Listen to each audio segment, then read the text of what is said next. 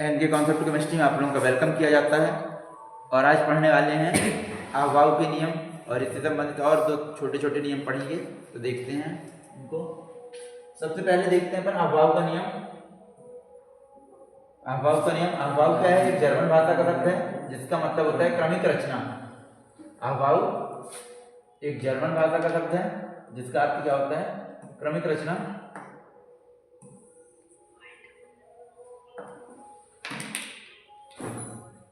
जिसका अर्थ क्या होता है? क्रमिक रचना या क्रमिक रचना या रचना करना। इस नियम के अनुसार किसी बहु इलेक्ट्रॉन की, मतलब यदि एक से अधिक इलेक्ट्रॉन है वाले परमाणु के विभिन्न कक्षकों में इलेक्ट्रॉन बढ़ते हुए ऊर्जा या बढ़ते हुए स्थायित्व के क्रम में प्रवेश करते हैं। अर्थात इलेक्ट्रॉन पहले निम्न ऊर्जा वाली कक्षकों में जाता है, फिर उपयुक्त ऊर्जा स्तर द्वारा उच्च ऊर्जा स्तर वाले कक्षकों में जाता है। तो ये आपको याद ये रखना है कि अहवाव क्या होता है? जर्मन भाषा का शब्द है जिसका अर्थ क्या होता है? क्रमिक रचना। और यहाँ पे इलेक्ट्रॉनों को क्या होता है? उनके ऊर्जा के बढ़ते हुए क्रम के आधार पर रखा जाता है। मतलब उनके जो इलेक्ट्रॉनों के भरने का क्रम क्या होता है? बढ़ते क्रम में होता है। जैसा कि आप यहाँ पे देखेंगे, तो देखिएगा यहाँ पे 1s, सबसे पहला 1s से शुरू करेंगे 1s, फिर इसके बाद क्या करेंगे आप? 2s, जब 2s लिखेंगे, दूसरी कक्षा जब लिखेंगे तो 2s के बाद 2p भी लिखेंगे। हर बार हर कक्षा बढ़ते ही एक कक्षक बढ़ाना है। फिर 3s लिखेंगे तो 3p आएगा, फिर 3d भी रहेगा, 4s, 4p, 4d, 4f। इसी तरीके से 5s, 5p, 5d, 5f भी होता है, और यहाँ पे 5g भी होता है। इसी तरीके से 6s, तो 6s के बाद यहाँ पे क्या हो जाएगा? 6p भी रहेगा और 6d भी रहेगा, 6f भी रहेगा और 6g और 6h। इस तरीके से रहते हैं। तो इनमें चलिए देखते हैं कि किस प्रकार से भर। तो सबसे पहले आपको किस में इलेक्ट्रॉन भरना है? तो सबसे पहले S में जाएगा, S कक्षक में इलेक्ट्रॉन भरेगा। उसके बाद क्या होगा? फिर 2s में जाएगा, उसकी ऊर्जा थोड़ी सी बढ़ेगी। फिर इसके बाद 2p में इलेक्ट्रॉन भरेगा। इसके बाद फिर क्या होगा? 3s में जाएगा, और इस तरीके से 3s के बाद 3p में जाएगा इलेक्ट्रॉन, फिर 4s में, फिर इसके बाद 3d में इलेक्ट्रॉन जाएगा। फिर यहां पर क्या हो जाएगा? 4p में, 4p के बाद 5s में इलेक्ट्रॉन पहुंच जाएगा, और 5s में जाने के बाद क्या हो जाएगा? फिर 4d में, फिर 5p में, फिर इसके बाद 6s में इलेक्ट्रॉन जाएगा। इस तरीके से क्या होगा? इलेक्ट्रॉन फिर 4f में जाएगा, और फिर 5d में इलेक्ट्रॉन जाएगा, और फिर इसके बाद क्या जाएगा? आपका 6p में इलेक्ट्रॉन जाएगा, और फिर यदि यहाँ पे लिखते हैं तो 7s में इलेक्ट्रॉन जाएगा। इस प्रकार से क्या होता है? इलेक्ट्रॉनों का जो भरने का क्रम होता है तो ऊर्जा के बढ़ते क्रम में रहता है, ऊर्जा के बढ़ते क्रम में, बढ़ते क्रम में। देखिएगा अब यहाँ पे आप इस तरीके से याद रखिएगा। तो इस तरीके से याद करने में थोड़ा सा दिक्कत आती है। आपको यहाँ पे शार्ट ट्रिक बता देंगे याद करने का क्या होता है, जिससे आप देख सकते हैं। देखिएगा यहाँ पे वही चीज है, 1s, फिर 2s, 2p, 3s, 3p, 4s, 3d। तो इस तरीके से क्या होता है? यहाँ पे भरते हैं। चलिए इसको याद करने का आपको ट्रिक बता देते हैं। देखिएगा आप यहाँ से यहाँ तक का तो बड़ी आसानी से याद हो जाता है बच्चों से। तो यहाँ से पे देखिएगा, यहाँ तक का याद करने के लिए आपको जो है, तो यहाँ तक जब आप याद करेंगे,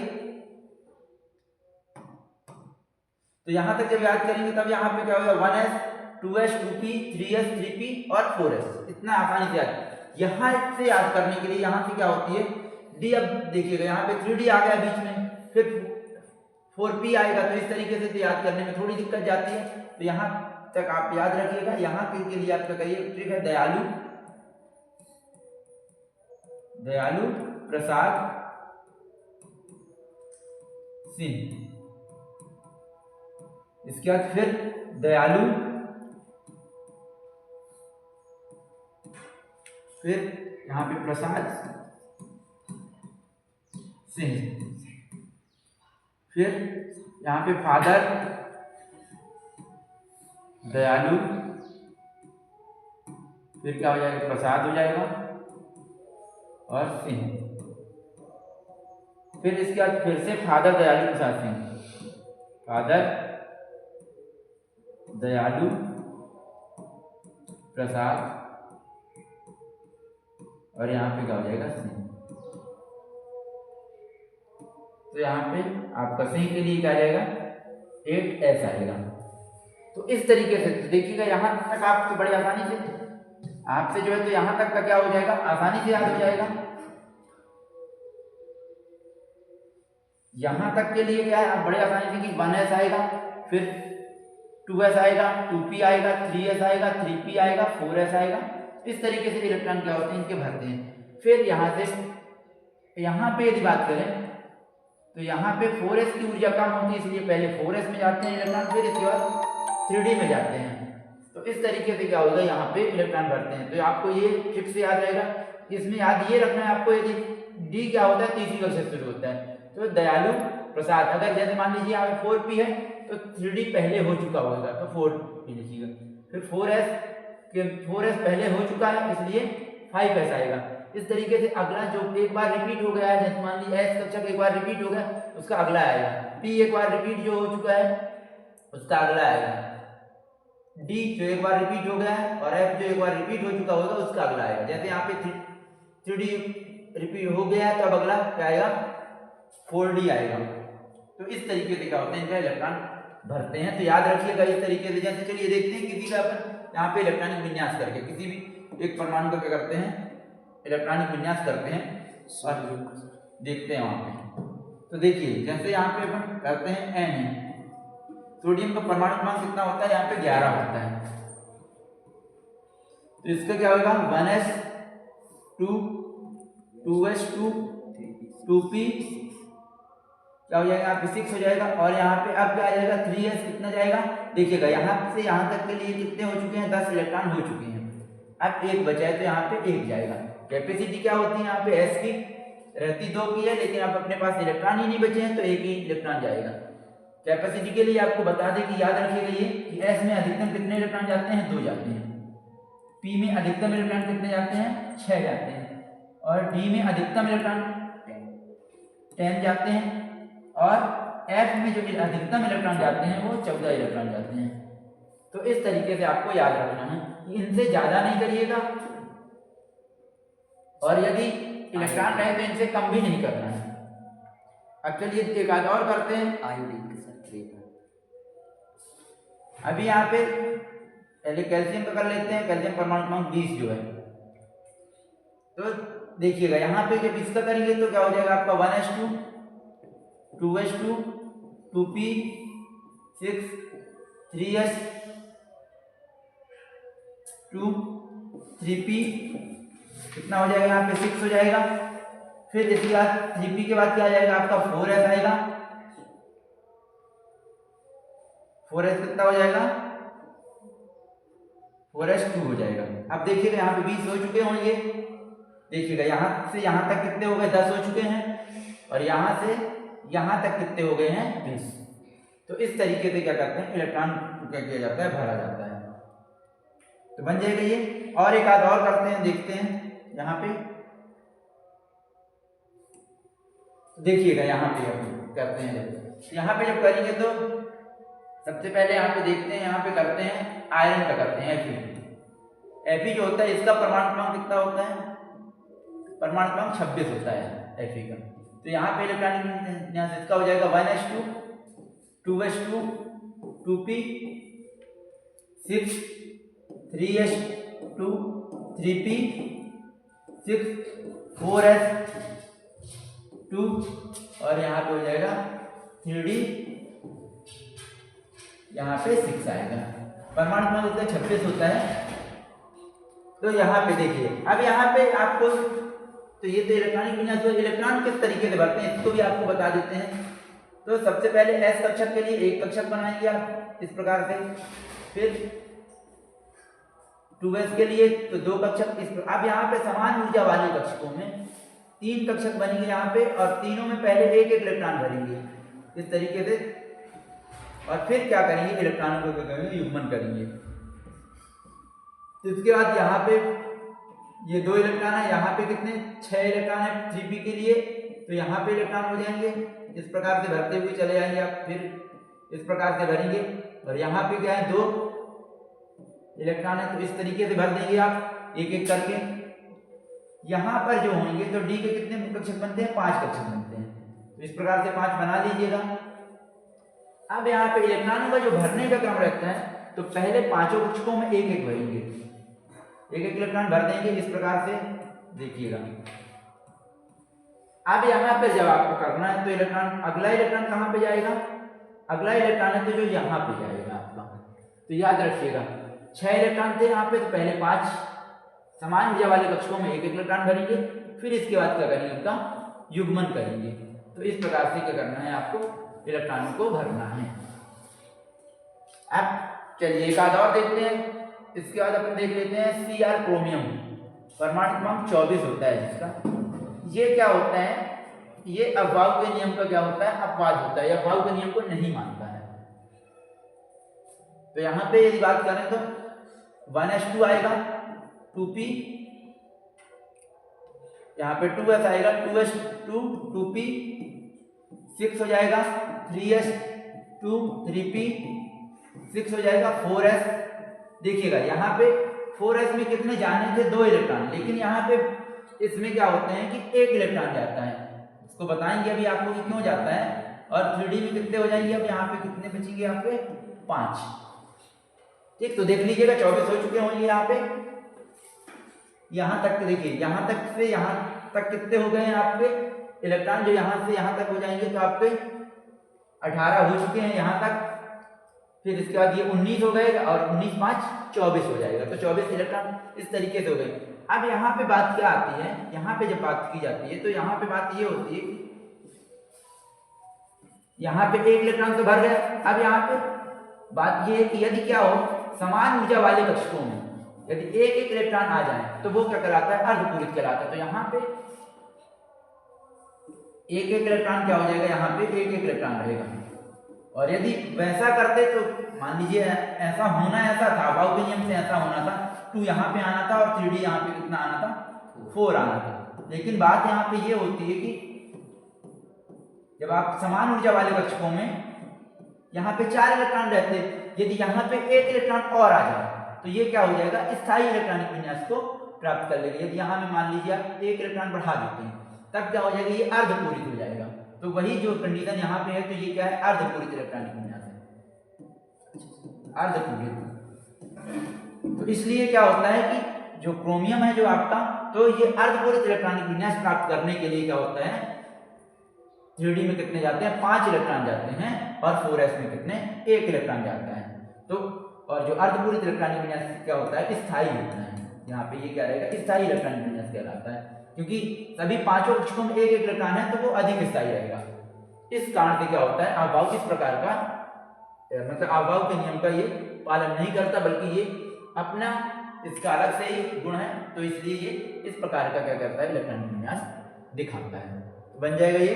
चलिए एक और देखते हैं। इसी प्रकार का एक कॉपर है आपका Cu, परमाणु क्रमांक 29।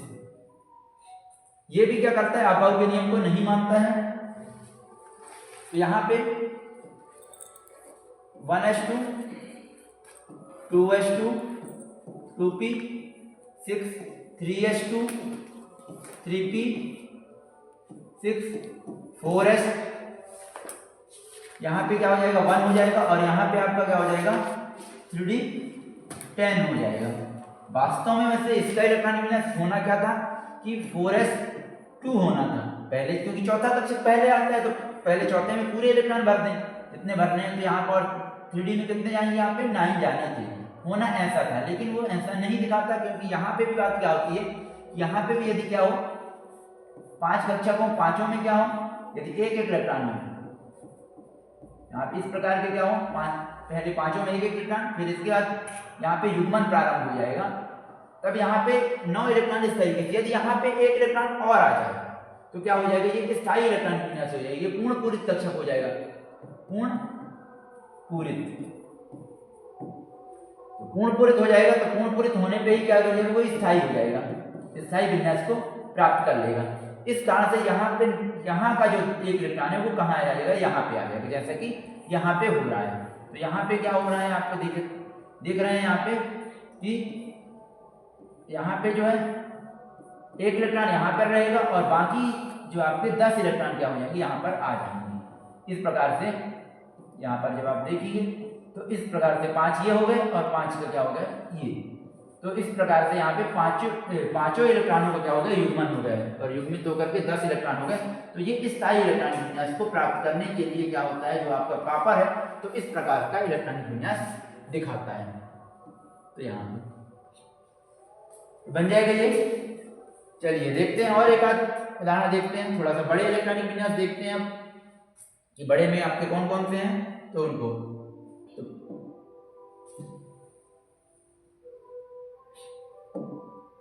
देखिए, बड़े में जब देखेंगे तो बड़े में जब आप देखते हैं तो यहाँ पे आयोडीन का देखिए लेते हैं। आयोडीन का जो परमाणु क्रमांक होता है 53 होता है। तो यहाँ पर इलेक्ट्रॉनिक विन्यास करते हैं और आपको जो आपको ट्रिक बताए थे कि दयालु प्रसाद सिंह वाली, उसको भी यूज करके आपको बताएंगे। तो देखिएगा यहाँ पे 1s2 2s2 2p 6 3s2 3p 6 4s2, फिर इसके बाद 3d क्या हो जाएगा 3d 10।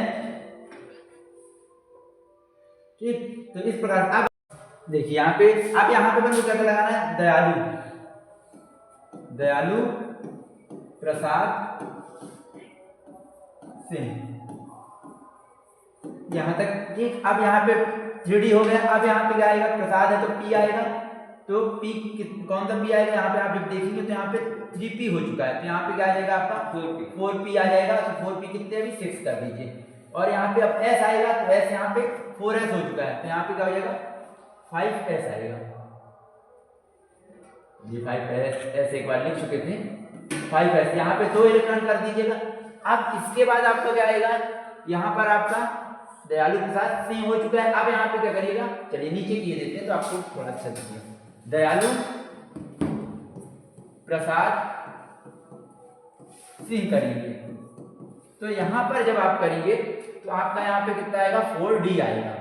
4d में कितने 10 इलेक्ट्रॉन कर दीजिएगा आप। इसके बाद अब आपका यहाँ पे क्या आ जाएगा 5p आएगा, और 5p में आप अब यहाँ पर दिक्कत की बात ये हो जाएगी कि अब आपको ये भी देखना है कि अपन क्या कर रहे हैं, आई परमाणु क्रमांक 53 वाले का। तो यहाँ पर कितने जाएंगे, 5 इलेक्ट्रॉन जाएंगे, यहाँ पर 5 इलेक्ट्रॉन जाएंगे। और यहाँ पर अब जब आपका 6s आएगा तो 6s के लिए इलेक्ट्रॉन नहीं बच रहे, क्योंकि इसी का एक कक्षक खाली है। तो आप देखिएगा यहाँ पर 53 हो चुके हैं इलेक्ट्रॉन। तो इस तरीके से क्या किया जाता है, इनका इलेक्ट्रॉनिक विन्यास कर सकते हैं आप बड़े आसानी से। तो बन जाएगा ये, आप लोगों से जोड़ लीजिएगा। यहाँ पे 53 है, 53 हो चुके हैं इलेक्ट्रॉन, ठीक। और ये यहाँ पे क्या हो जाएगा, अंतिम में 5p क्या हो जाएगा 5 हो जाएगा। तो इस प्रकार से इलेक्ट्रॉनिक विन्यास करते हैं। तो आप इस ट्रिक के माध्यम से बड़े आसानी से कर सकते हैं आप। तो इस तरीके से बाकी तत्वों के भी इलेक्ट्रॉनिक विन्यास कर लीजिएगा। चलिए अगला क्वेश्चन पढ़ते हैं। आपको इलेक्ट्रॉनिक विन्यास समझ में आ गया होगा। देखिए अब यहाँ पे एक छोटा सा नियम देखते हैं। तो छोटा सा जो नियम है, तो इस पे जो नियम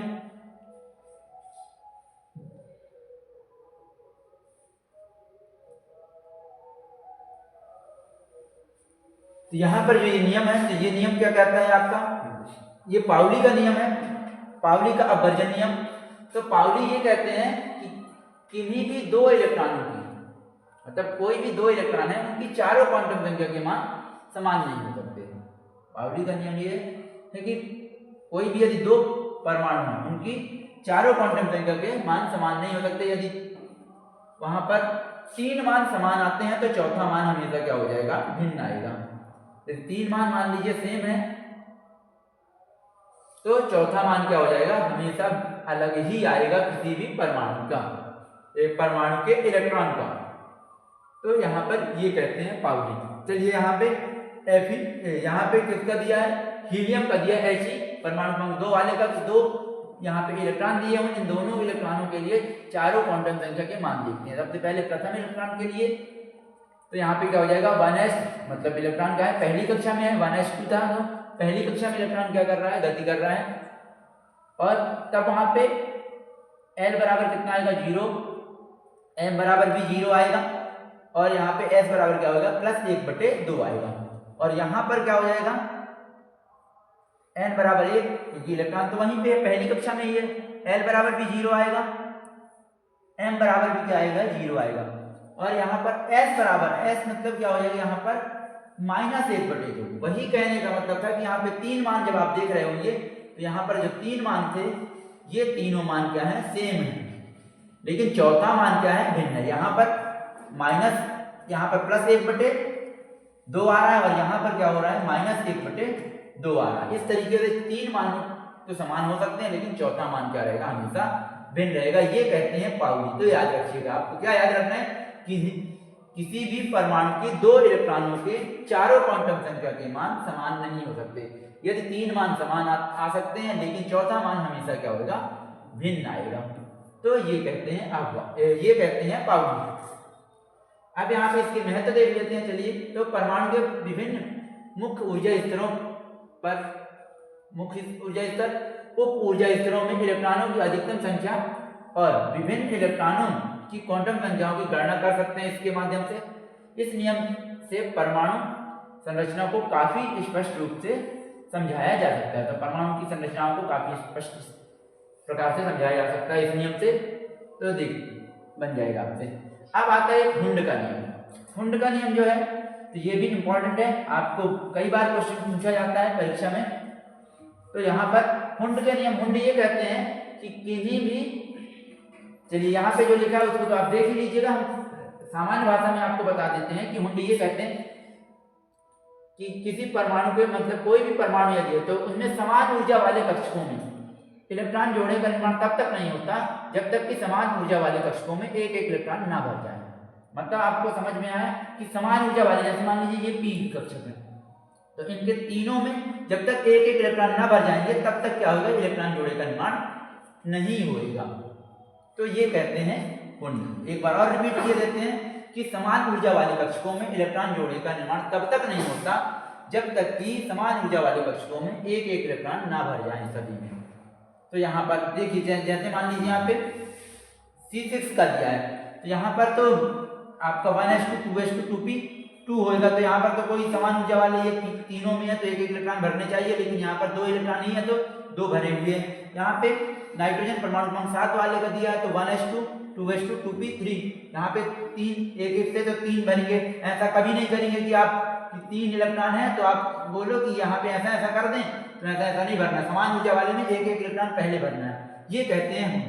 अब जैसे मान लीजिए जैसे आपका ऑक्सीजन परमाणु क्रमांक 8 वाला आ रहा तो 1s2 2s2 2p4, तो यहाँ पर पहले तो यहाँ पे मुख्य रूप से अपन को यहाँ देखना है समान ऊर्जा वाले कक्षकों में पहले एक इलेक्ट्रॉन भरेंगे, इसके बाद क्या करेंगे, जब तीनों में एक इलेक्ट्रॉन भर जाएगा इसके बाद युग्मन करेंगे। तो ये कहते हैं उनकी समान ऊर्जा वाले कक्षकों में इलेक्ट्रॉन जोड़े का निर्माण तब तक नहीं होता जब तक कि सभी में क्या होता है, एक इलेक्ट्रॉन ना भर जाए। इसमें जैसे कि आप सोचो कि 4 इलेक्ट्रॉन है, कक्षक तो 3 है, तो कोई दिक्कत ही नहीं है, भर देते हैं। इस प्रकार से भर देते हैं कि यहाँ पे 2 यहाँ पे कर दें, 2 यहाँ पे कर दें, ऐसा तो ऐसा नहीं करना है आपको। पहले एक इलेक्ट्रॉन भरना है सभी कक्षकों में, फिर इसके बाद क्या होगा, युग्मन होगा। तो इस प्रकार से ये क्या कहते हैं, हुंड कहते हैं। तो यहाँ पे ये बन जाएगा आपसे। चलिए आगे देखते हैं।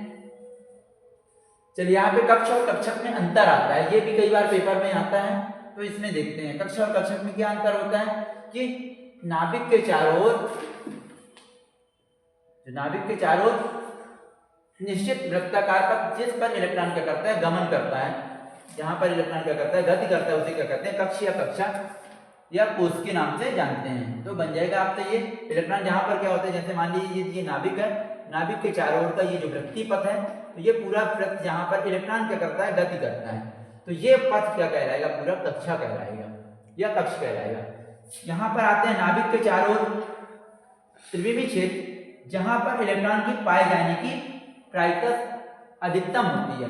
मतलब यहाँ पे ये क्या होता है, त्रिविम क्षेत्र, जहाँ पर इलेक्ट्रॉन क्या है, जहाँ पर पाया जाएगा उस टाइम पर, जिस समय पर अपन बात कर रहे हैं उस समय पर इलेक्ट्रॉन कहाँ पर गति कर रहा है, वो क्या कहलाएगा, वो स्थान क्या कहलाता है, कक्षक कहलाता है। कक्षक या ऑर्बिटल या उपकोष भी कहते हैं इसी को, तो कहलाएगा। तो बन जाएगा आपसे ये।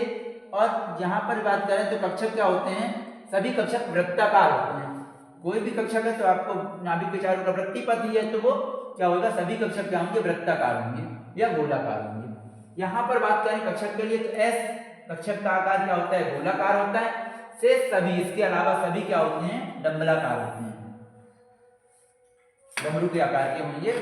पी और डी और एफ ये सभी क्या होते हैं, डमरू के आकार के होते हैं। यहाँ पर बात करते हैं तीसरा पॉइंट, तो यहाँ पे कक्ष अधिशात्मक होते हैं। मतलब कक्ष की क्या होती है, कोई दिशा नहीं होती। यहाँ पे कक्ष की क्या रहेगी, कोई दिशा नहीं होती, क्योंकि आपको पता है कि वृत्तीय पथ होगा, वृत्त की कोई दिशा नहीं होती है, तो इसलिए क्या होगा, गोलाकार पथ की कोई दिशा नहीं होगी, इसलिए क्या होते हैं, अधिशात्मक होते हैं। यहाँ पर बात करें तो एस कक्षक को छोड़कर सभी दिशात्मक होते हैं। एस क्यों अधिशात्मक होता है, क्योंकि उसकी आकृति क्या होती है, वृत्ताकार होती है या गोलाकार होती है, तो इसलिए क्या होगा, वो दिशात्मक नहीं रहेगा, अधिशात्मक रहेगा। बाकी सभी डंबलाकार जो होते हैं इस प्रकार से, तो इनमें क्या होती है, इनमें दिशा होती है, तो इसलिए क्या होंगे, दिशात्मक होंगे। यह इलेक्ट्रॉन की द्विमीय गति को दर्शाता है। यहाँ पर इलेक्ट्रॉन की क्या होती है, द्विमीय गति की बात होती है, 2 डायमेंशनल गति की बात होगी, तो ये द्विमीय गति को प्रदर्शित करता है।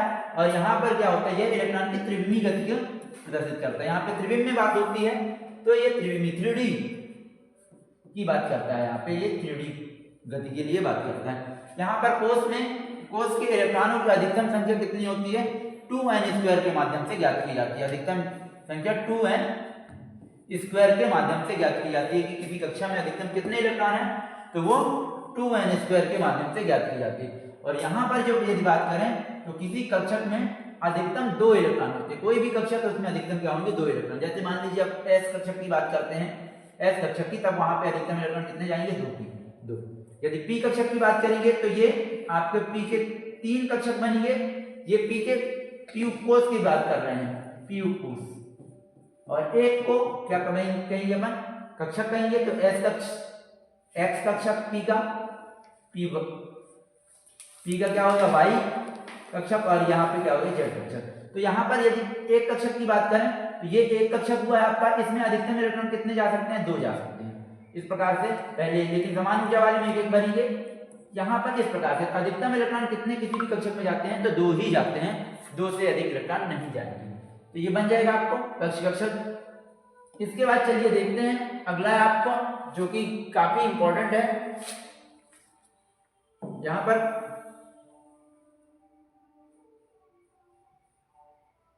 जो है, तो ये आ रहा है क्वांटम संख्या किसे कहते हैं, और इसकी क्या करना है, प्रकार बताने हैं क्वांटम संख्या के, ये कितने प्रकार की होती हैं। तो देखिएगा, आपको पहली परिभाषा है जो क्वांटम संख्या की है उसको देखते हैं। तो किसी परमाणु के नाभिक के चारों ओर गति करते इलेक्ट्रॉन की सही स्थिति, इन सभी शब्दों को आप ध्यान रखिएगा। सही स्थिति, उपकोष, उपकोषों के अभिविन्यास एवं चक्रण की जानकारी जिन विशेष प्रकार की संख्या से प्राप्त होती है उन्हें क्वांटम संख्या कहते हैं। और ये 4 प्रकार की होती है, तो इसको याद रखना है। क्या याद रखना है, किसी भी परमाणु के गति करते इलेक्ट्रॉन की सही स्थिति, उपकोष, उपकोषों की अभिविन्यास एवं चक्रण की जानकारी जिन विशेष प्रकार की संख्या से प्राप्त होती है उसे क्या कहते हैं, क्वांटम संख्या कहते हैं। और ये 4 प्रकार की होती है। पहला मुक्त क्वांटम संख्या जिसे n से प्रदर्शित करते हैं, द्विगंशी क्वांटम संख्या जिसे L से प्रदर्शित करते हैं, चुंबकीय क्वांटम संख्या जिसे m से प्रदर्शित करते हैं, और चक्रण क्वांटम संख्या जिसे s से प्रदर्शित करते हैं। चलिए अब एक एक करके इनकी चारों क्वांटम संख्याओं की बात करते हैं। तो सबसे पहले मुक्त क्वांटम संख्या, या जिसको प्रिंसिपल क्वांटम संख्या के नाम से भी जानते हैं, या प्रधान क्वांटम संख्या भी कहते हैं इसी को। तो किसी परमाणु के, देखिएगा परिभाषा यहीं से अपन पूरी कवर करेंगे। किसी परमाणु के नाभिक के चारों ओर गति करते इलेक्ट्रॉन की सही स्थिति, तो देखिएगा सही स्थिति यहाँ पर भी दी है, इतना बिल्कुल सेम वैसे ही है। तो सही स्थिति वह, यहाँ पर बात थोड़ी सी कर देते हैं अपन ऊर्जा की जानकारी। तो वह सही स्थिति कहाँ पर है, उस हिसाब से उसकी ऊर्जा रहेगी। तो सही स्थिति वह ऊर्जा की जानकारी जिन विशेष प्रकार की संख्या से प्राप्त होती है उन्हें मुख्य क्वांटम संख्या कहते हैं। वो क्या कहलाएंगी, मुख्य क्वांटम संख्या कहलाएंगी, और इसे स्मॉल एन से प्रदर्शित करते हैं। मतलब उनकी कक्षा की संख्या की भी बात रहेगी तो वहां पे इसलिए नंबर की जब बात होगी तो एन से प्लेस करेंगे 1 2 3 और 4 इस प्रकार से कर सकते हैं, या इससे 5 6 7 8 और अनगिनत हो सकती हैं। और यहाँ पे या कि अंकों में यदि नहीं प्रदर्शित करना तो आप यहाँ पे K L M N O P Q इस प्रकार से क्या कर सकते हैं, प्रदर्शित कर सकते हैं मुख्य क्वांटम संख्या को। अब यहाँ पर आता है आपका द्विगंशी क्वांटम संख्या। तो जो द्विगंशी क्वांटम संख्या होती है तो किसी परमाणु के नाभिक के चारों ओर गति करते इलेक्ट्रॉन के उपकोष की जानकारी जिन विशेष प्रकार की संख्या से प्राप्त होती है। यहाँ पर बात क्या है, उपकोष की बात है।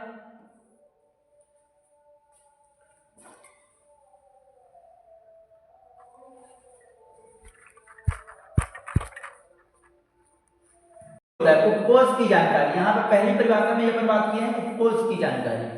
तो यहाँ पर क्या होगी, आपको उपकोष की जानकारी जिन विशेष प्रकार की संख्या से प्राप्त होती है उन्हें क्या कहते हैं, द्विगंशी क्वांटम संख्या के नाम से जानते हैं, और इसे स्मॉल एल से प्रदर्शित करते हैं।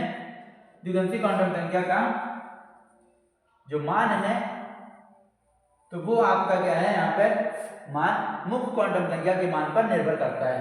मतलब द्विगंशी क्वांटम संख्या का मान किस पर निर्भर करेगा, मुख्य क्वांटम संख्या के मान से, उसके आधार पर। तो इसे किसी एन मतलब आपके मुख्य क्वांटम संख्या के लिए एल के मान 0 से लेकर के n-1 तक होते हैं।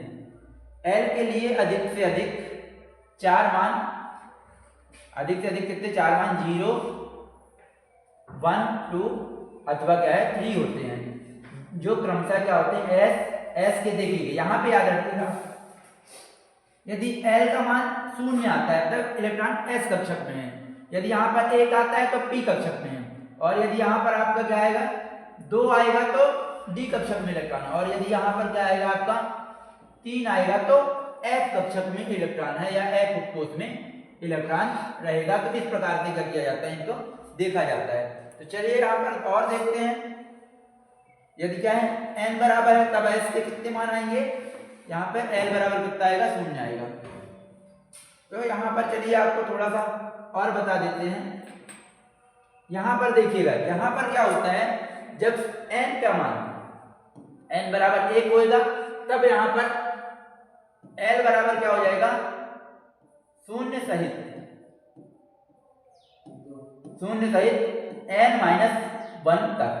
ये इस सूत्र से अपन क्या करते हैं, बाकी मान निकालेंगे। तो देखिएगा अब यहाँ पर बात क्या करेंगे, l बराबर क्या हो जाएगा आपका 0 तो रहेगा, 0 के अलावा क्या रहेगा n यहाँ पर रहेगा n, तो n का मान यहाँ पर लिखने कितना है 1 है, तो 1 माइनस कितना कर देंगे 1 कर देंगे, तो ये कितना आएगा आपको पता है, यहाँ पर क्या आ जाएगा 0 आ जाएगा। यहाँ पे 1 में से 1 घटाएंगे कितना आएगा 0 आएगा। तो यहाँ पर मान क्या आएगा, यदि n बराबर 1 है तो l बराबर कितना आएगा 0 आएगा।